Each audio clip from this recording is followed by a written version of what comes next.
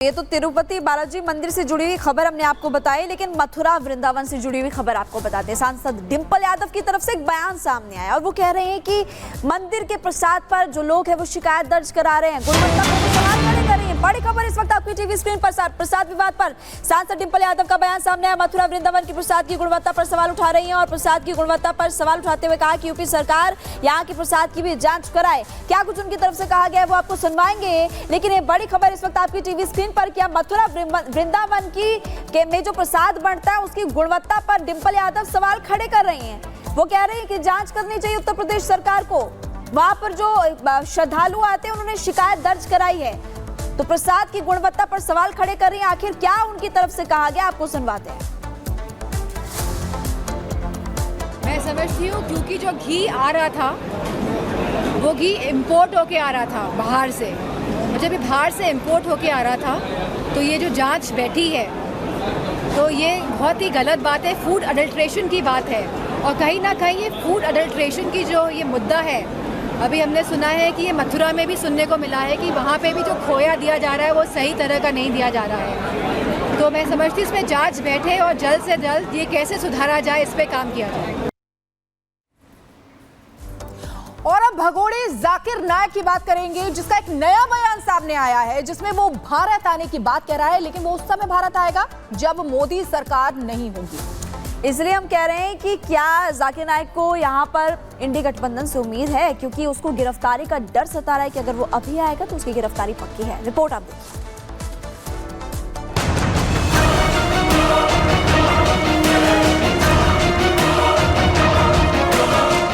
मोदी से डर भगोड़ा कांपे थर थर, भारत आने को तैयार, बस इंडी सरकार का इंतजार। इसे मोदी सरकार का सुशासन कहिए या फिर आतंक परस्त और नफरती गैंग के मन में बैठा डर। सभी जानते हैं भारत में अब एक ऐसी सरकार काम कर रही है जो कहती नहीं बल्कि करने में विश्वास रखती है। ये सरकार देश विरोधियों का पक्का इलाज करने के लिए जानी जाती है। इसका सबसे नया और ताजा उदाहरण भगोड़े जाकिर नाइक का वो वीडियो जिसमें वो भारत वापसी की बात कर रहा है, लेकिन उसकी बात में डर कितना ज्यादा है ये उसकी बात से समझा जा सकता है।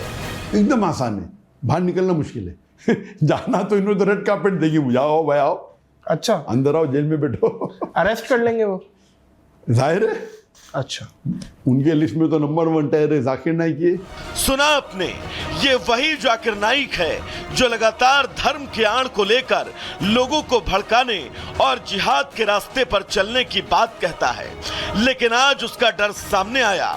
उसे मोदी सरकार से डर है, लेकिन यहाँ एक बात जो चौंकाने वाली है वो नाइक का कांग्रेस और इंडी गठबंधन से प्रेम खुलकर सामने आ गया। नाइक को कांग्रेस की सीट का बढ़ना रास आ रहा है। अभी जो कुछ चंद महीने पहले 2024 में खत्म हुआ, अल्हम्दुलिल्लाह इसमें कांग्रेस को 99 सीट्स मिल गए और बाकी जो इंडिया का गठबंधन था उन्हें मेजॉरिटी तो नहीं मिला लेकिन क्लोज थे, तो now the opposition is strong. Zakir Naik का कांग्रेस प्रेम यहीं खत्म नहीं होता। भगोड़ा नाइक कांग्रेस सरकार आने पर भारत आने की बात कह रहा है। अल्लाह चाहा तो क्यों नहीं, अगर अभी मोदी नहीं रिया और जो नेक्स्ट गवर्नमेंट अगर जस्ट रहेंगी तो जरूर जाऊंगा मैं। जाकिर नाइक के इस बयान पर बीजेपी ने कांग्रेस से तीखे सवाल पूछे। बीजेपी प्रवक्ता शहजाद ने कहा कि जाकिर नाइक को पता है कांग्रेस की सरकार में उसे समर्थन दिया गया, उनका चैनल भी चलता था पीस टीवी। दिग्विजय सिंह जैसे लोग उसे शांतिदूत बताते थे। किस प्रकार से एक सॉफ्ट कॉर्नर है आतंक के लिए कांग्रेस के मन में और इंडिया अलायंस के मन में, ये हमने बार बार देखा है। तो कांग्रेस का हाथ हमेशा आतंकियों के साथ रहा है और इसी कॉन्फिडेंस के चलते जाकिर नाइक को भी लग रहा है कि यदि कभी इंडिया अलायंस कांग्रेस की सरकार आ जाएगी तो मैं फिर से भारत आ जाऊं।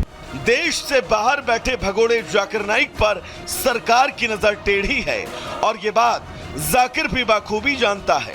अगर वो भारत में आया तो लाखों लोगों को गुमराह करने की सजा उसे मिलकर रहेगी। ऐसे में जाकिर नाइक को उम्मीद है कि भारत में सत्ता परिवर्तन होगा, उसका लाल कालीन पर स्वागत होगा। लेकिन जाकिर नाइक की ये भूल है कि मौजूदा भारत उसे उसके किए की सजा नहीं देगा। Bureau report, Republic Bharat. और चलिए अब आपको भगौड़े जाकिर नाइक के काले कारनामे बताते हैं। जाकिर नाइक जहरीले भाषण देने का आरोपी है, जहर उगलता है। जुलाई 2016 में बांग्लादेश में आतंकी हमला हुआ था, आपको याद होगा, और हमलावर आतंकी जो था वो जाकिर से प्रभावित था, इसके भाषणों से प्रभावित था। मुंबई पुलिस ने आरोपों की जांच की और ये भी आपको बता दें कि जांच के बाद जाकिर के एनजीओ पर भी प्रतिबंध लगाया था, बैन लगाया था। जिस तरह से नफरती भाषण देता था, जहर उगलता था। गिरफ्तारी के डर से भारत से उसके बाद ये फरार हुआ और अब देखिए आपको बता रहे हैं जाकिर नाइक भारत छोड़ मलेशिया के लिए भागा था और वहां पर फिलहाल रहता था। तो रिपब्लिक भारत पर खबरों का सिलसिला लगातार जारी है। जाग उठा भारत में फिलहाल वक्त एक छोटे से ब्रेक का, हम जल्द वापस लौटेंगे।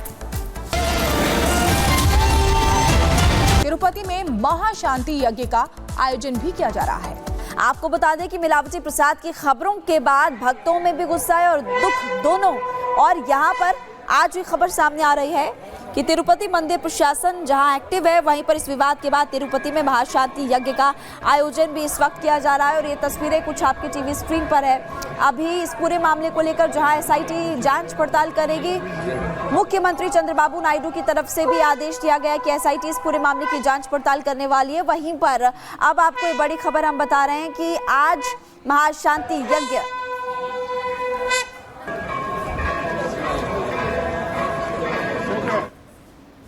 और इसी को लेकर आपको बता दें कि आंध्र प्रदेश सरकार ने भी कड़े फैसले लेने शुरू कर दिए हैं, क्योंकि आपको बता दें कि एसआईटी का गठन भी किया गया है ताकि इसकी जांच हो सके।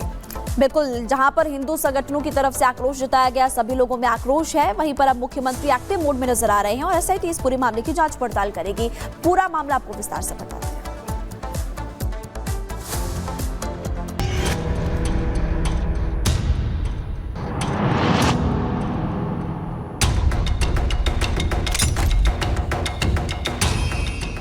तिरुपति बालाजी मंदिर के प्रसाद में मिलावट की बात सामने आने के बाद से आंध्र प्रदेश सरकार एक्शन में है। इस बाबत राज्य सरकार ने 3 ताबड़तोड़ बड़े फैसले किए। फैसले के तहत मंदिर का शुद्धिकरण किया जाएगा। इसके साथ ही पूरे मामले की आईजीपी स्तर पर जांच के आदेश भी दिए गए। अब मंदिर की प्रबंधन समिति में सिर्फ वही लोग रहेंगे जिनकी भगवान के प्रति आस्था होगी। इसके अलावा सभी मंदिरों के लिए मानक संचालन प्रक्रिया बनाई जाएगी, जिसका पालन सभी मंदिरों के लिए अनिवार्य होगा। I'm ordering an inquiry, IGP level or more than that. Then the team will establish the facts so that there won't be any violations. That also we are going to bring. Even management committees, only those who are having belief, they will be nominated. We'll take all precautions. तो वहीं आंध्र प्रदेश के deputy CM ने भी ऐलान किया कि वो 11 दिनों का उपवास रखेंगे। చాలా అవకతవకలు జరుగుతూ ఉన్నాయి, ప్రసాదాలు కల్తీ జరుగుతూ ఉన్నాయి, సరిగా లేవు, ప్రసాదం నాణ్యత పోయింది, డబ్బులు కలెక్ట్ చేస్తున్నారు, రిసిప్ట్లు ఇవ్వట్లేదు, అసలు టీటీడీ మీద కూడా వైట్ పేపర్ రావాల్సిన అవసరం ఉంది। ఇవన్నీ కూడా మేము చాలాసార్లు అనుకుంటా ఉన్నాం, కానీ ఈ స్థాయిలో మన పందికి సంబంధించిన కొవ్వులు ఇవి ఎక్కువ ఉన్నాయి। मंदिर का प्रसाद विवाद राजनीतिक मोड़ लेने के बाद अब धार्मिक मोड़ लेना शुरू कर चुका है। इस विवाद में वीएचपी ने भी एंट्री मारी है। आज वीएचपी के केंद्रीय मार्गदर्शक मंडल की बैठक तिरुपति में बुलाई गई। इसमें वीएचपी के पदाधिकारियों के साथ साथ देश भर के साधु संत जुटेंगे। देखिए, ये तो विधर्मियों का हमारे धर्म स्थलों पर षड्यंत्र पूर्वक किए गए एक ऐसा घोर आघात है, जो कि जिसे मैं कहूँ कि अक्षम्य अपराध है, वो उन्होंने किया है। इससे बड़ा अपराध दुनिया में कोई हो नहीं सकता। आपको बता दें कि तिरुपति बालाजी मंदिर के प्रसाद में मिलावट की खबर आने के बाद लोगों में गुस्सा है। सनातनियों की मांग है कि विश्व भर में जहां भी उनके आराध्यों का मंदिर है, वहां पर प्रसाद की गुणवत्ता और शुद्धता का खास ख्याल रखा जाए ताकि उनकी पवित्रता बनी रहे। Bureau report, Republic Bharat.